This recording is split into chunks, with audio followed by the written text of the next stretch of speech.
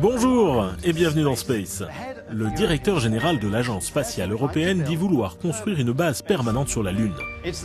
Un projet incroyable qui pourrait devenir réalité notamment grâce aux personnes que nous avons rencontrées ici au Centre européen des astronautes, à Cologne.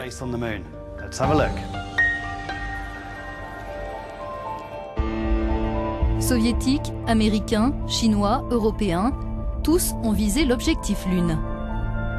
Aujourd'hui, notre satellite naturel est au cœur de nouvelles ambitions, portées par le directeur général de l'ESA, l'Agence spatiale européenne, Jan Werner. J'ai l'intention de construire une base permanente sur la Lune. Ce qui signifie que ce sera une station ouverte pour différents États participants, différents pays des quatre coins du monde. L'homme n'a jamais disposé de base permanente sur la Lune. En 1969, il y posait le pied grâce au programme américain Apollo, preuve qu'avec la volonté nécessaire, on peut réaliser des pas de géant. Dans les années 60, il a fallu une décennie pour rendre cela possible. Aujourd'hui, en termes de développement technologique, on est beaucoup plus avancé, donc il est clair qu'on peut le refaire.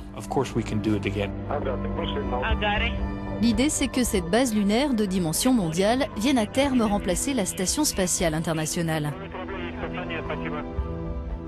Donc ça veut dire les Américains, les Russes, les Chinois, les Indiens, les Japonais et même d'autres pays qui pourraient apporter de plus petites contributions. Le projet, pour l'instant peu précis, n'en suscite pas moins l'enthousiasme. Au Centre européen des astronautes de Cologne, un atelier était organisé il y a quelques semaines pour réfléchir aux méthodes de construction de cette sorte de village lunaire permanent. L'une des pistes envisagées, utiliser les métaux, les minéraux et l'eau sous forme de glace qui se trouvent sur la Lune. La Lune est pleine de ressources. Au pôle de la Lune, nous avons trouvé des glaces.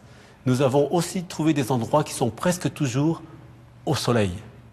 Et ces endroits peuvent nous fournir des ressources que nous pourrons utiliser pour construire ou pour soutenir la vie des astronautes dans cette base lunaire.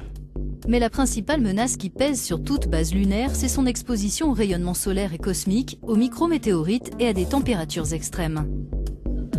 Pour y répondre, ce chercheur irlandais travaille sur une technique ingénieuse. Le sol lunaire lui-même pourrait permettre de bâtir des dômes de protection. Notre idée, c'est d'utiliser ce matériau pour bâtir en impression 3D une structure habitable ou un élément, et on pense qu'on peut le faire.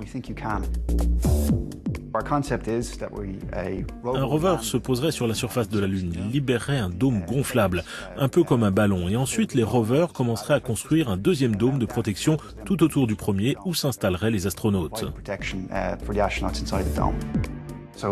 Donc on dépose une couche de poussière, on agglomère, on met une autre couche de poussière, on agglomère et on procède comme ça jusqu'à ce qu'on ait fini de bâtir tout type de structure.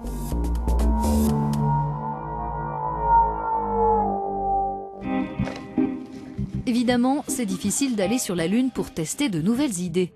Les scientifiques cherchent sur Terre des lieux où les roches et la poussière pourraient ressembler à celles que l'on trouve sur notre satellite. C'est le cas dans le massif volcanique de l'Eifel, près de Cologne.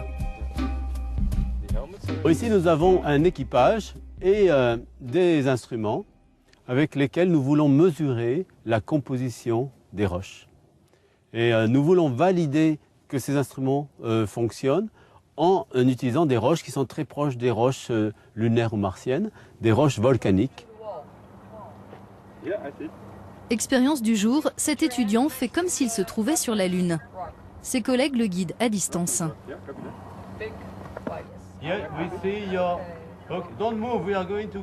L'objectif, c'est de voir comment le pseudo-astronaute agit en collaboration avec la station. Il s'agit aussi de tester le spectromètre du faux module lunaire qui permet d'identifier les minéraux utilisables pour construire la base et participer à son fonctionnement. Dans cette simulation, c'est moi l'astronaute. Ma collègue me dirige vers le lieu où elle veut que j'effectue un prélèvement. Puis elle me dit quand je dois revenir et mesurer l'échantillon devant ce petit laboratoire.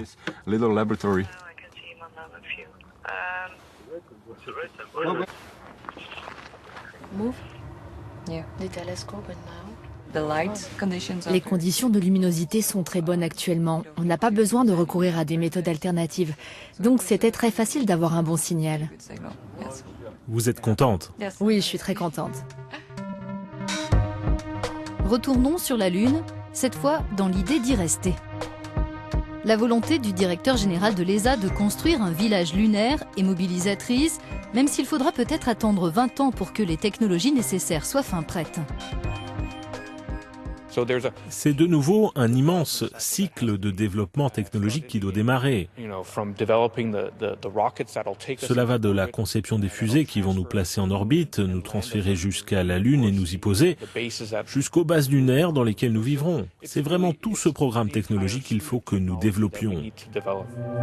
Les Européens ne sont pas seuls dans la partie. La Chine prépare une mission de retour d'échantillons lunaires, la Russie développe un alunisseur avec le soutien de l'ESA et la capsule de la NASA, Orion, associée à un module européen, devrait prochainement voler autour de la Lune. Une diversité essentielle. L'avantage de ce village lunaire, c'est qu'on n'a pas besoin d'énormément de financement au début. On peut commencer avec une petite mission d'alunissage, que d'ailleurs beaucoup de pays sont déjà en train de planifier, pour aller vers un énorme investissement, par exemple en vue d'installer des télescopes, un radiotélescope sur la surface cachée de la Lune. Il y a des objectifs multiples, des utilisateurs multiples, mais en lieu unique.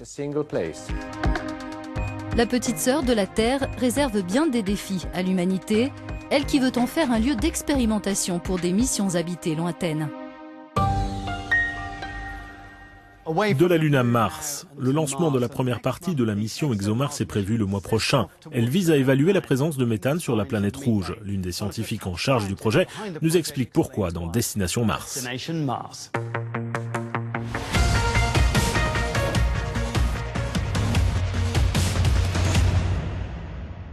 Bonjour, je m'appelle Anne-Karine Vandal, je suis responsable de l'instrument Nomad à bord de la mission ExoMars qui sera bientôt en route vers Mars.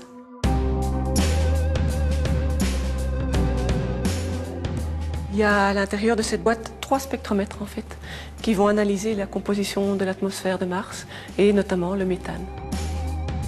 Le méthane est important parce que sur Terre, il est lié à des phénomènes biologiques. Il n'y a pas encore assez d'éléments tangibles que pour pouvoir dire qu'il y a la vie ou qu'il y a eu de la vie sur Mars. Donc, différents instruments sur différentes missions ont déjà mesuré le méthane sur Mars. Curiosity, des observateurs sur la Terre, PFS sur Mars Express. Mais dans chacune de ces mesures, on peut poser des questions. Et donc, ExoMars va résoudre le problème du méthane une fois pour toutes en utilisant des instruments dédiés à la mesure de cette espèce.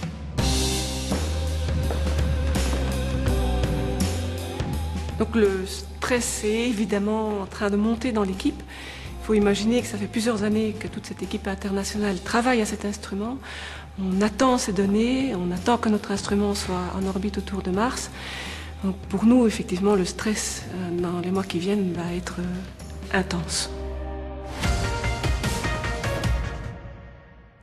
C'est tout pour aujourd'hui. Le mois prochain, nous serons dans les coulisses du lancement d'ExoMars au Kazakhstan. À bientôt.